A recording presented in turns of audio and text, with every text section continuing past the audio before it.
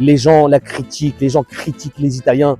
Ok, je suis d'accord, c'est pas ce qu'il y a de mieux dans le monde, les Italiens, pour les bagnoles. Bonjour les amis, c'est Julien de Auto Domingo.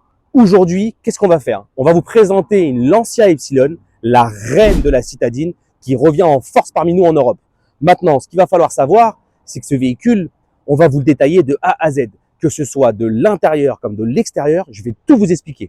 Alors les amis, maintenant, on va vous montrer le bébé. Pour moi, c'est pas un bébé, j'appelle ça une reine, parce que c'est quand même une voiture italienne, c'est la reine de la citadine italienne. On y va, je vous montre ça, venez avec moi. Les gens la critiquent, les gens critiquent les Italiens. Ok, je suis d'accord, c'est pas ce qu'il y a de mieux dans le monde, les Italiens, pour les bagnoles.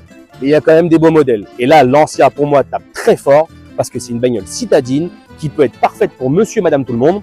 Elle fait 4 mètres de longueur.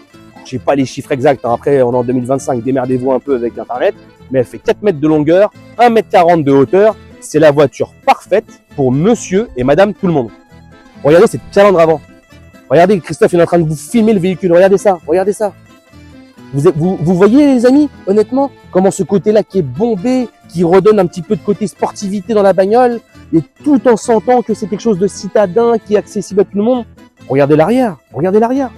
Totof. Regardez cet arrière qui est complètement bombé, on dirait une sportive, en même temps c'est une citadine. Vous avez les phares ronds avec le Y de Ypsilon qui revient parce que le modèle c'est un modèle Ypsilon, c'est un modèle 1,2 litre les amis, 1,2 litre hybride qui propulse exactement 100 chevaux. Bon bah c'est pas un foudre de guerre, ça c'est sûr, mais ça reste une voiture qui est très correcte pour l'heure d'aujourd'hui, qui n'a pas de malus, c'est écologique, c'est de l'hybride, vous n'avez vraiment rien à vous soucier dessus. La consommation annoncée par le constructeur, c'est 4,5 litres à 5 litres. Moi, étant donné que je l'ai quand même exploité pendant un mois, je peux vous dire quelque chose, c'est que la voiture consomme du 4,2 litres sur autoroute. Alors oui, vous me direz, je suis à 130, c'est vrai. Elle est quand même dotée d'une boîte de vitesse. Alors de mémoire, c'est un ETC 6.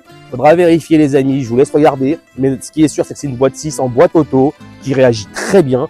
Et extérieurement, je suis désolé, mais elle a quand même du cachet, elle a quelque chose. Cette bagnole, c'est pas la voiture de monsieur tout le monde. Quand vous voyez une Peugeot 208, vous êtes écœurés. Vous vous dites, nous, les Français, on fait des voitures quand même qui sont bas de gamme en termes d'esthétique. Là, on part sur quelque chose quand même, excusez-moi l'expression, mais merde, elle est belle.